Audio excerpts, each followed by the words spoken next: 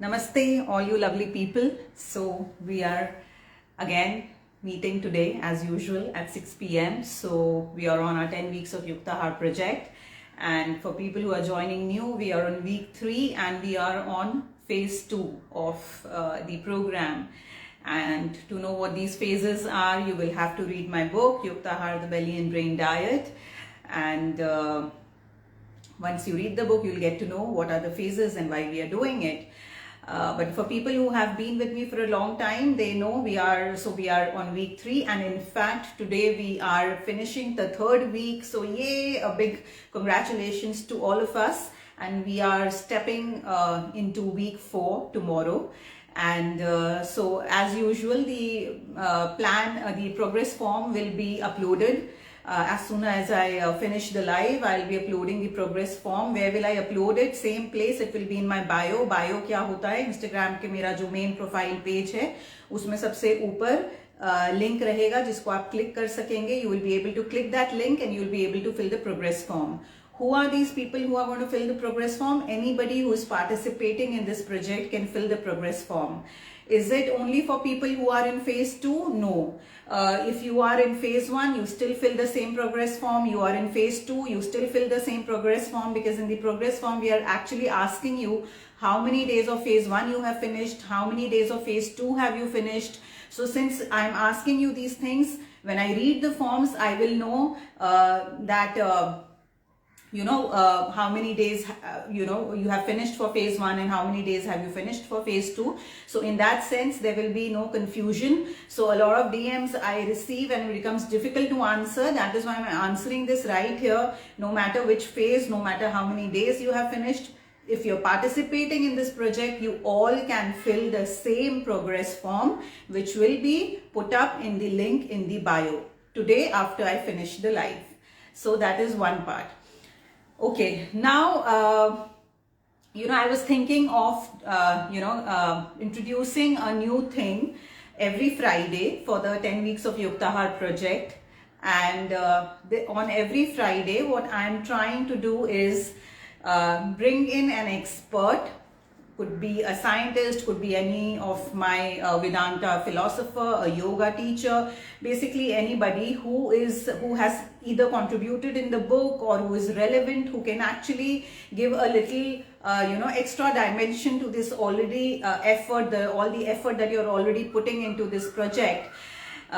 Because I do feel that when it comes to health is multidisciplinary. It's not just about eating right, it's not only about exercising, it's not only about maintaining lifestyle, discipline. It's too many things together, too many things coming together, and many factors are involved: social, economic, philosophical, emotional. A lot of things are there when it comes to a person's health and even to a person's will to be able to, stick to the routine, stick to the diet routine. And keeping that in mind, every Friday, I would want to, bring in an expert who I know, who I have worked with for a long time, and who I know are, great experts in their own fields, and do a live at the same time, 6 p.m. IST on Fridays, and, so that we can have a different discussion to what we are already doing.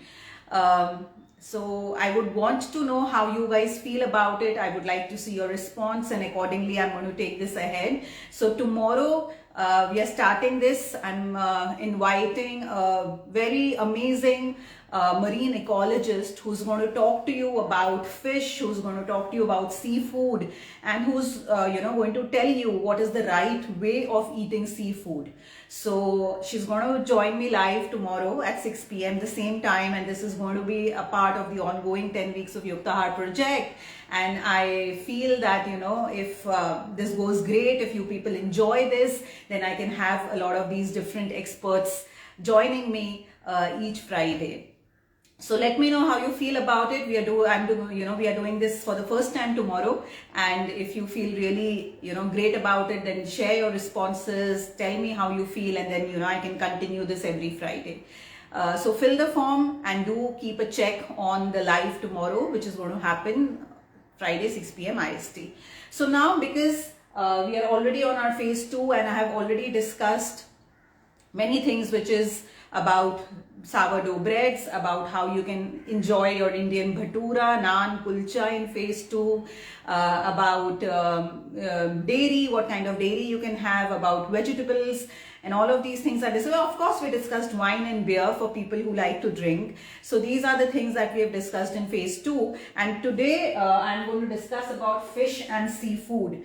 We are getting this marine ecologist tomorrow. Her name is Divya Karnat, and I thought that I should just brush you up into the things that I've already spoken about in the book. In fact, this woman who is joining me tomorrow, her name, her organization's name is already mentioned in my book. So if you have read my book thoroughly, you will know that I have spoken about 2 organizations. One is Know Your Fish and the other is In Season Fish. So the person who's joining me tomorrow is the founder of In Season Fish. And if you know, if you have read the book, then you would know that when it comes to fish or when it comes to any white meat, it is in the food to eat few off category, which means that you're not going to do it more often and you don't have to eliminate it completely from your diet. So how are you going to eat this? You're going to eat this only twice a week in phase 2. Remember, it was only once a week in phase 1. So it will be twice a week in phase 2, and you are going to eat it only once a day, which means that if you decide that I'm going to eat my fish on Wednesday and Friday, then you just eat it for Wednesday lunch and Friday lunch. You don't eat it for Wednesday lunch and dinner and Friday lunch and dinner. You eat it only once a day, twice a week. Okay, so we don't want to overdo our fish, chicken or any such thing. So that is the number 1 point. Why we shouldn't be overdoing it, it's again explained in the book. But all I'm just going to say is that by now, if you have walked enough with me in the 10 weeks of Yukta Heart project, you would know that there is a different way to make food choices. Till now, we had been told that if you want to choose wine, check the calories. If you want to choose any alcohol, check the calories. If you want to choose a fish, choose the one which has omega-3. Choose the one which is oily so that there will be fish oil. Choose the one which has protein. Choose chicken breast because then there is, more protein, less fat. So we have always been told to make choices based on protein, carbs, fiber, omega-3 and all of these things. And then suddenly we are told that no, but this is wrong, this is right. So suddenly, fats become right. And suddenly carbs become wrong. So all of these things keeps going on, and this keeps the industry running because we are forever confused ki khana kya hai. But till now you must have understood that if you really want to make better food choices, it is never about calories, it is never about carbs, nutrients, fiber, vitamins, omega-3, because the way we prepare the food, the kind of food we choose, all of these things can actually make a huge difference in the nutrient value also. Like we saw in the case of a fermented bhatura, a slow fermented bhatura, uska calories bhi change ho jata hai simply because you slow fermented it. Uska fiber value change ho jata hai simply because you chose to slow ferment it for a long time.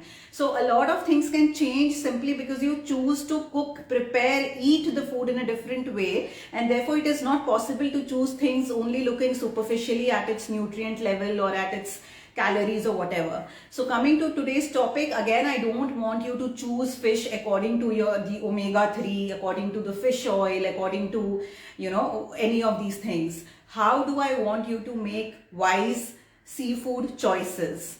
So what I'm going to do today is I'm going to run you, through this topic on how you can make right food choices from a nutrition perspective, from a health perspective.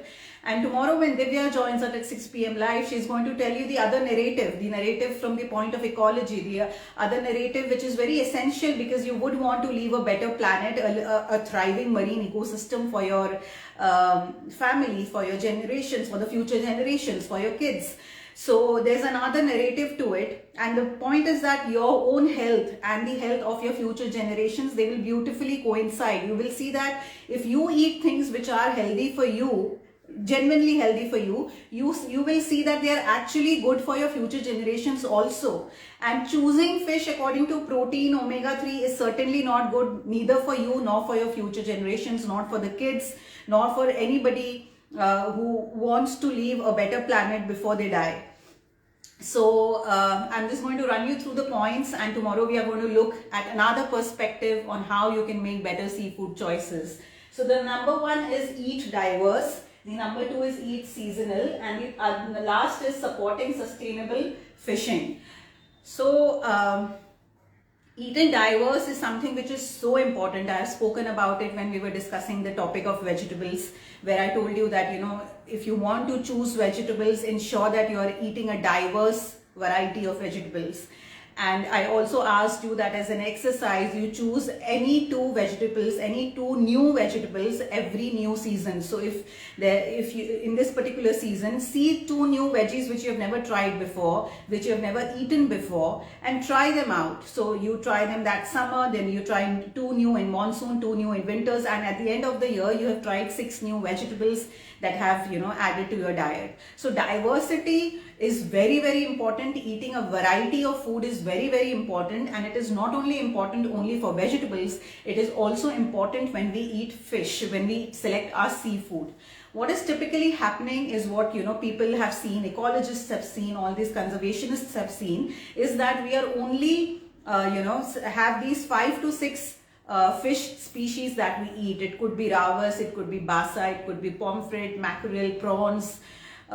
These are the selected ones which we eat. Maybe 1 or 2 people add some regional delicacies, like maybe a Bombay duck who is living in Maharashtra, or a Shankara who is living in, say, Tamil Nadu. But that is it. We do not go beyond those 6 to 7 fish species that we are used to eating. Let me tell you, we have some 200 to 300 edible fish species in India. And if we are only restricting ourselves to only those 5 to 6 species, health-wise, I'm telling you what is happening is that each fish variety brings its own nutrition profile to your table, to your diet plate. And when you're just restricting yourself to those selected 5 or 6, you're also, restricting that nutrition profile that you are exposing your gut to. When you bring a diverse choice on your thali, on your plate, what happens is your gut also gets exposed to a larger nutrition profile. So today it can be XYZ fish, tomorrow it can be some other. So when you choose in that manner, your gut and your body receives a larger nutrition profile, which makes you very healthy and strong from inside. That is how you develop a good immunity. So it is important that you stick to a variety of fish, eat diverse. Don't, just restrict yourself to only those 5 to 6 species of fish. And how it is important in terms of the marine ecosystem, how it really affects the health of the larger good. These are the things that, we are going to, understand tomorrow from the ecologist who is joining us live. So this is one point. The other point is eating seasonal. Now, eating seasonal is again very important. In fact, in my book, Yuktahar, the Belly and Brain Diet, there is this page 314. Okay, so in page 314 there is a complete seasonal table where I have given a complete list of fish, which season to eat which fish. So you have a fish list for summers, you have monsoons, and you have winters. So go through this book, and you will be able to also go through many more regional fishes. Of course, I'm talking about India right now, so you'll be able to go through a lot of many other fish species, because I've mentioned the name of the website where you can, the website's name is mentioned over here. So there you can actually check out, and you can have your own recommended list of fish species for every month, not even every season, but for every month. So please go to the book, check out this table. Now, why is it important is because the season of fish, it changes every 2 months. Just how we have a season of fruits, we have season of vegetables, we have season of grains, we also have season of fishes. And fish ka season, it changes every 2 months. And the whole idea is that fish jo hai, all the fishes do not breed in India. All the fishes do not breed in the same season. Koi species kabhi breed karta hai, some other species is breeding in some other season. But in India, because we have diverse climate, right? So we have diverse climate from north to south, from east to west. So because of this diverse climate, and also because even within south region, for example, you have a lot of diverse climate, diverse water temperature. So these fish species, they are breeding in different seasons. And therefore you choose the fish in that season, you choose fish which is not breeding in that season, and you just not choose the fish which are breeding. So you just let the fishes which are breeding in that particular season, so that you can just not disturb them. They can breed, they can mate, they can reproduce, and the ones who are non-breeding, you should choose them. And that is how you not only get a better nutrition profile for your own self, you also contribute to a sustainable marine ecosystem. It has been seen by research that when you eat fishes in the season which they are breeding, and you actually pick them and eat them in the season that they are breeding, it doesn't do a lot of good to you nutritionally. So it makes sense that you always choose fish according to their breeding season. Now this of course is an information that we have lost over time. We do not know, normally in households we do not know which fish is breeding in which season, and that's exactly why I have written you the name of two organizations. One is Know Your Fish, the other is In Season Fish. You go on their websites and it's very easy to understand that, if suppose this is January going on, then in January, which are the recommended fish list, which is the recommended fish species that I can enjoy eating and which ones I should avoid. So it's really, that simple. The other thing I also wanted to talk about is traditional recipes. We have reached a point where we have made everything about protein and omega-3, and hence even when we are eating fish, we only want to eat fish in the form of a grilled fish or a fish tikka, or something like that, something which is not a traditional recipe. Now a lot of these coastal communities, they have preserved their traditional recipes. We are going to talk about that also tomorrow during the live. But just to inform you, like how we have our own traditional drinks, our own traditional recipes at the time when we are not feeling well, like we have a haldi doodh recipe, right? So this haldi doodh or the turmeric latte makes us feel very good if we are ill. So that's a traditional recipe, and we have known that how it helps us. Similarly, these fish communities, the residing in the coastal communities, they have been making use of these traditional fish recipes, and they're actually recipes which are given specially after childbirth. They are recipes which are used for restoration purpose, recovery purpose after a bout of illness. They are recipes which are actually good for heart health, and so on and so forth. So you have different recipes for different phases of life, for different purpose in life, and that actually makes this whole thing so beautiful, and makes us, it should push us to understand that there is so much more to food, and just going for your grilled fish or steamed fish or a fish tikka is really not the way of, eating that fish. So again, as always with all the other food, it is important that you preserve these traditional recipes.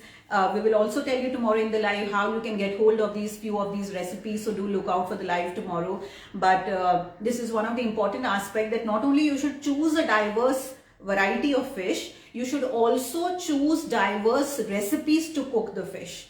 Just don't stick to that one thing that you think is fine because there is no oil and there is no ghee and it's completely fat free, so I should be doing it the grilled way. No, you don't have to go on a grilled way, and you should cherish these traditional recipes for reasons more than one. And the last is supporting sustainable fishing. Supporting sustainable fishing is something that Divya is going to take at length tomorrow, but I'm just going to tell you that the easiest thing to do is to buy from small scale fishermen. If you don't buy it from, especially you can't buy a canned dabba of fish and all that, right? We're talking about fresh fish because we don't want to have anything which is preserved. So again, going by a philosophy of right quality of food, we are only going to choose fish which is fresh, which is not canned and tinned and stuff, or which may be having preservatives and chemicals. So people who are living in coastal areas, for them it's very, very easy, like people who live in Kerala, for example, Bengal. So any of these, for them it's very easy. But for people who are in the urban interiors, for them also there are fishermen, and you can buy the fish from small scale fishermen. And there are certain questions that you can ask which can tell you that these fishes have been caught in a sustainable manner. And that is how you can. And what are these questions that you can ask? This is something that we are going to take in the live tomorrow, so you'll have to wait. I don't want to give it all today, because these are things that Divya is much better talking about. So we'll keep this for tomorrow, about the sustainability of fishing and the questions that you can ask the fishermen before you buy the fish. But for now, just understand that you will have the fish or any egg or chicken or white meat only twice a week in phase 2. Once a day, preferably for lunch. If you are a vegetarian, don't bother yourself that you have to eat fish because of omega or protein. It is not required.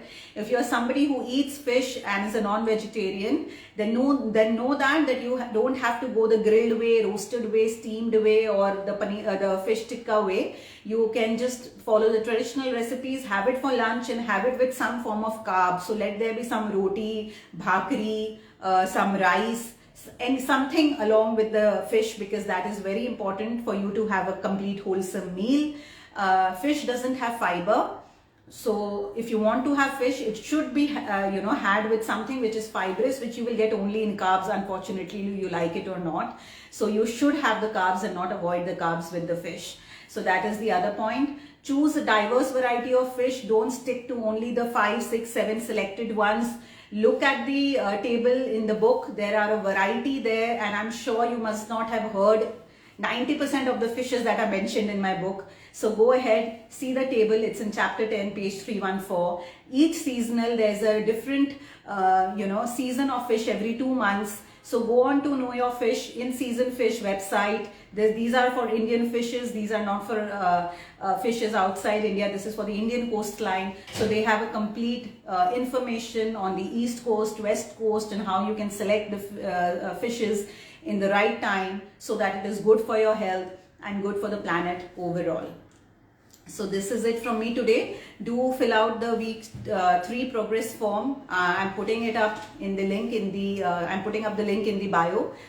So do fill up the week 3 progress form, and do watch out the live tomorrow at 6 p.m. that I'll be joining in. I will be getting Divya on the live with me. Divya is a marine ecologist, conservationist, and I would want to know how you guys feel about this live, so that we can try to have more of these lives where I can have an expert join in, so that you can have some more information, a little different perspective on health other than what we have been talking about. So what are the questions? Is fish good for people on weight loss diet? Yeah, fish is good if you have it in the way that I have mentioned. If you eat diverse, if you eat in season, if you eat it for lunch, if you follow traditional recipes, if you don't do it more than twice a week. If you have it fresh, not have the preserved and the ones which have chemical preservatives. If you follow all this, then yes. But if you're vegetarian, then you don't have to bother with eating fish. Can I include green peas in phase 1? Green peas in phase 1, yes, you can. Green peas, yes. Don't have it raw. There are people who add it to salads and stuff, so nothing raw. Can we use biotin plant supplements and collagen plant supplements during this program? If you wish, if you want, yes, you can. It's not something that I encourage. But if you wish, then there is no contraindication. I am on phase 1, second week right now, facing issues like constipation and flatulence. Apart from drinking lots of water and magic mix, what else can I do? No, so firstly, see, understand that the constipation is simply because if you have introduced millets newly to your diet. So if you are very new to millets and suddenly you start eating a lot of millets, only then you will have this problem. So firstly, as I had explained in the millets portion when I was doing the video, I explained that if you're new to millets, don't have it, don't have too much of it. Start with only once a day. So if you're doing millets, then I will say that see to it that you are not doing it more than once a day, because your body is probably going to take time to adjust to it. The second thing is, I had mentioned that start it with millet rice. Even in my book it is mentioned that start it with millet rice for people who are completely new to millets. Don't start it for more than once a day. Don't try having it for lunch also, for dinner also, for breakfast also. Just once a day is enough, and start with millet rice because that's the easiest to start with. So make sure of these two things. The other thing is, when you say a lot of water, I'm not sure what is that amount of water. It should be 4 to 5 liters a day. And the other thing is that if you are new to millets and if you're having these issues, then it is important that there is a lot of ghee in the millets that you eat. A lot of people in the quest for losing weight do not add sufficient ghee. Even if they add fearfully, a very little amount, and they feel that it is fine, but it is not fine. Millets are dry and coarse in nature, and if you read my book, if you read my posts, if you watch my videos, I'm again and again telling this fact that millets are dry and coarse in nature. If you eat millets the right way, it is really going to help you lose weight. It is going to help you reduce your sugar levels. We have had people in the project, few of them I had even spoken to in the live chat in the project last Saturday when we had the live chat, and these are people who have seen results in their blood sugar levels, who have seen results in their PCOS status, simply because millets do help in all of these things. But you need to be careful, because if you're really new to it, then it can cause constipation because of the simple fact that it's very dry and coarse in nature. So you need to chew the millets well. That is also very important. Again, a fact that I had mentioned before, but I don't mind repeating. So you need to chew the millet also very well, because millets are not like rice and it's not like wheat that it's very easy to chew, and we are very much used to just chewing the food a little faster, but millets take time. So we need to get accustomed to this new way of eating, where we are chewing it well, we are adding enough ghee to the recipe, we are not scared of the ghee, we are drinking water, which is 4 to 5 liters a day. And if we are new to it, then we ensure that we don't do it more than once a day in the beginning. Of course, when you feel that your body is adjusted to it, you increase the frequency to twice a day also. Millets, just to set the record straight, millets is not something which it's something that you can have all through the day also, but your body needs to get used to it right before that. So start with once a day, start with millet rice, and gradually then you can increase the frequency if you really enjoy eating it. Somebody is asking me, are millets carb deficient? No, it's not carb deficient, it's gluten free. There's no gluten in millets. That is there, but it's not carb deficient. Millets are carbs, and that's the whole magic, that people are eating carbs in this project, and still they have seen, diabetic people have seen a response in the blood sugar level. They have seen the blood sugar level has gone down. So this whole thing about carbs, that if you're diabetic, don't eat carbs, if you have PCOD, don't eat carbs, there's nothing like that.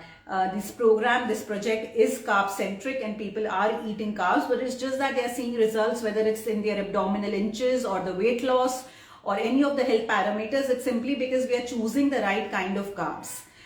So millet is just the right kind of carb that one should be having. It's just that you need some time to get your body used to it, and you need to be,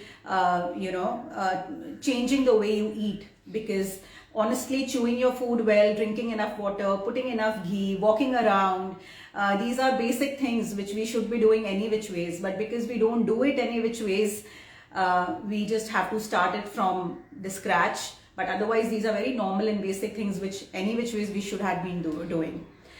So I'll leave this for today. We are done with it, right?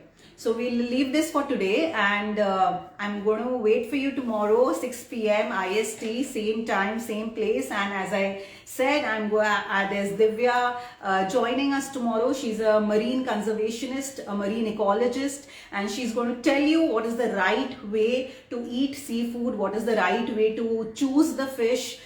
She's going to talk about many other things which will be very action oriented. So it's not going to be a very philosophical talk on conservation and ecology, but a very action oriented live, where she will be giving you points on how you can make better seafood choices.